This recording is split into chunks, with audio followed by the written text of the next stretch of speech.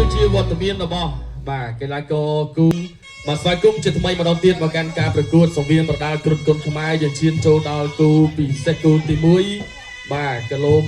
28គីឡូក្រាមបាទម្សិលមិញយើងក៏មានថ្នាលថ្ងៃនេះយើងក៏មានថ្នាលឲ្យថ្នាលម្សិលមិញនោះក៏បានបង្ហាញពីភាពប៉ិនប្រសប់បានបង្ហាញពីភាពពូកែបានបង្ហាញនៅស្នៀតការប្រកួតជូនបងប្អូនបានចូលចិត្តអញ្ចឹងចាំមើលតើការប្រកួតសម្រាប់គូថ្នាលនៅថ្ងៃនេះបាទហើយសង្ឃឹមថាក្មួយទាំងពីរដែលកំពុងតែនៅខាងលើសង្វៀនណាបង្ហាញឲ្យអស់ពីសមត្ថភាព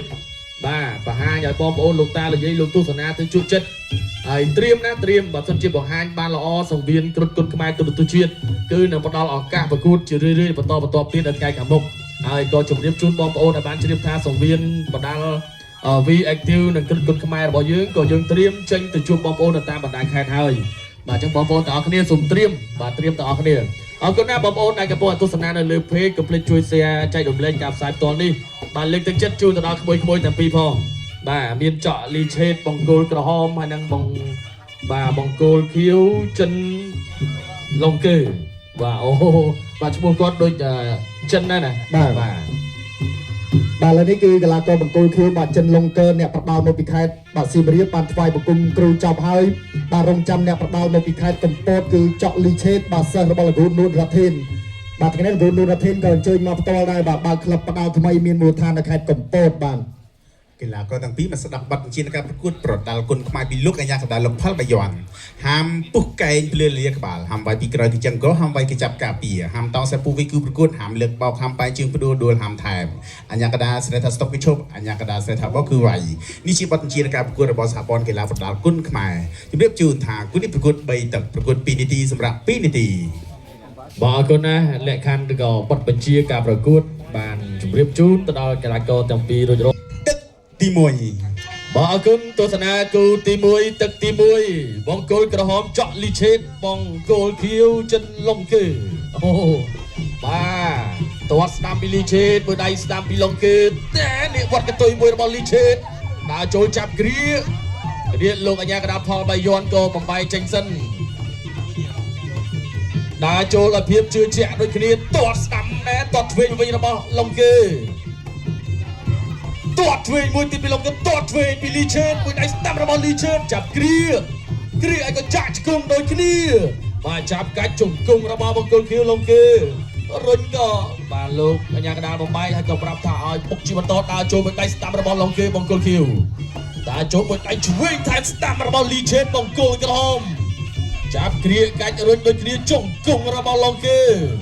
បាទលោកអាញាកដាលបំបីជាថ្មីបាទអរគុណណាទស្សនាការប្រកួតឯកែងរបស់លីឆេតជង្គង់រុញគ្នាជង្គង់លោកអាញាកដាលក៏បំបែកគ្នាជាថ្មីបាទបងប្អូនកីឡាករថ្នាលឥឡូវនេះឡើងមកប្រកួតគឺមិនឲ្យបងប្អូនខកចិត្តទេបាទអញ្ចឹងបាទរយៈធំនេះបាទថ្នាលបងប្អូនគ្រប់គ្រងច្រើនណាស់ប្រកួតអត់ចាញ់រៀបចំធំទេបាទអញ្ចឹងជួយលើកទឹកចិត្តពួកគាត់បន្ថែមផងបងប្អូនបាទបង្គោលខៀវកូនសិស្សរបស់លោកគ្រូសុកវិជ័យបាទទាត់ឆ្វេងពីឡុងគេធាក់ឆ្វេងកាត់មួយទៀតអត់ឲ្យលីឆេតដើរចូលគៀកមួយដៃស្ដាប់របស់ឡុងគេធាក់ស្ដាប់របស់លីឆេតមួយដៃឆ្វេងលីឆេតដើរចូលដូចគ្នាកែងរបស់លីឆេតចាក់ជង្គង់សងពីឡុងគេចាប់កាច់រុះកែងដូចគ្នាបាទរុះកែងហើយក៏លោកអាញាកដាបំបែពេលវេលាចុងទឹកទី1បាទបងកៃឆ្វេងរបស់បង្គោលខៀវទាត់ស្ដាំពីលីឆេត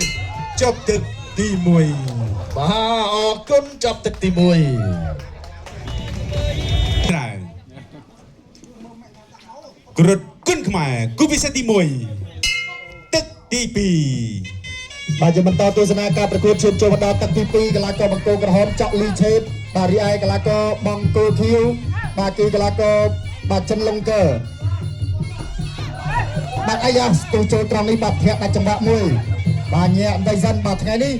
បាទកីឡាករបង្គោលក្រហមតាមមកពីខេត្តកំពតនេះមានបរទេសបាទតាមមកគ្រប់គ្រងគាត់ទៅពីឆ្ងាយផងបាទចូលចាក់ជង្គង់ស្ដាំទៅមកដោតជង្គង់ទៅមកបាទសំខាន់គឺបង្គោលក្រហមនេះគឺក្លឹបប្រដាល់ថ្មីមួយរបស់បាទគ្រូនួនរ៉ាធិន សភាគាត់មិនគេថាគាត់គាត់សប្បាយចិត្តមែនតើបានឱកាសប្រកួតបាទក្លឹបថ្មីអរគុណដល់ធានីទូទៅជាតិដែលតែផ្ដល់ឱកាសជូនទៅដល់បណ្ដាក្លឹបបាត់ទាំងចាស់ទាំងថ្មីទៅបណ្ដាខេត្តរាជធានីភ្នំពេញបាទថ្ងៃនេះគេថាមាន10ក្លឹបបាទប្រកួតបាទអាយ៉ាចែកទៅចែកមកបាទលំកើបាទជាយុទ្ធប្រាជង្គបាទលោកគ្រូផលរបស់យើងចាប់បបែកឲ្យបន្តការប្រកួតបាទតបជាក្រុមស្ដាំមួយរបស់លំកើបាទរ៉ាឆេស្ទូចូលបាទប្រើកណ្ដាប់ដៃចូលចាប់គ្រាជាប់បាទថ្នាលរបិទកែងទៀតស្អាតដូចគ្នាបាទអោបជាប់ជង្គង់ខ្លីទៅមកលោកអញ្ញាកដាចាប់បបែកជាបន្តទៀតបាទជំនួយជូនប្រិយមិត្តគូនេះគឺប្រកួត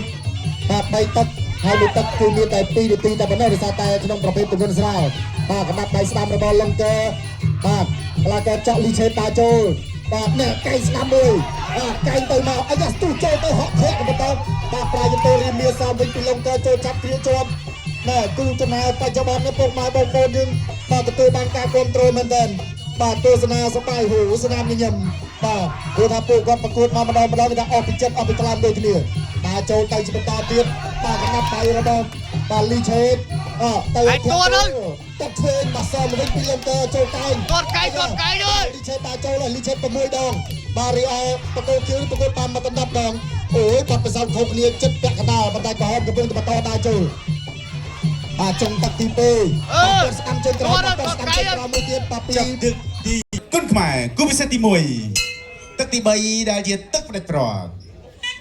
បាទគុណច្រើនទស្សនាទឹកទី3នេះស្ដាំលីឆេតមួយដៃស្ដាំរបស់ចិនឡុងគេញ៉ែដូចគ្នាតតស្ដាំពីលីឆេតតតសស្ដាំទៅវិញភ្លាមពីឡុងគេលេងតាមតតឆ្វេងអត់ចាំគោលដៅទេចូលចាប់គ្រីចាក់ជង្គង់សងដូចគ្នាជង្គង់កែងរបស់លីឆេតជង្គង់របស់ឡុងគេជង្គង់របស់លីឆេតបាទលោកអញ្ញាកដាក៏ញែកបបាយសិនបាទទៅបន្តទៀតតតស្ដាំរបស់លីឆេតដេញតាមតបដូចគ្នានេះមួយសិននេះឲ្យទៅតបទ្វេមួយដៃស្ដាំបន្ថែមរបស់ឡូកើលីឆេតដេញតាមតបទ្វេចាប់គ្រាបាទគ្រាលោកអញ្ញាកដាកញេបាទរស់ស្រាជាបន្តតស្ដាំរបស់ឡូកើតស្ដាំសងពីលីឆេតមួយដៃស្ដាំរបស់ឡូកើតបដូចគ្នាលីឆេតដេញតាមញាក់មួយសិនតស្ដាំវិញតសស្ដាំពីលីឆេតចាប់គ្រាបាទចាប់គ្រាជង្គង់របស់ឡុងគេជង្គង់ដូចគ្នាចាប់កាច់រុញផ្ដួលបាទលោកអញ្ញាកដាជួយចាប់ឲ្យដួលទេបាទទៅបន្តទៀតតស្ដាំពីឡុងគេមួយដៃស្ដាំលីឆេតតឆ្វេងមួយទៀតបាទតឆ្វេងហើយក៏អាចចុះតសស្ដាំមកវិញរបស់ឡុងគេតស្ដាំរបស់លីឆេតបាទចាប់គ្រាបាទលោកផលបាយ័នក៏បំបែ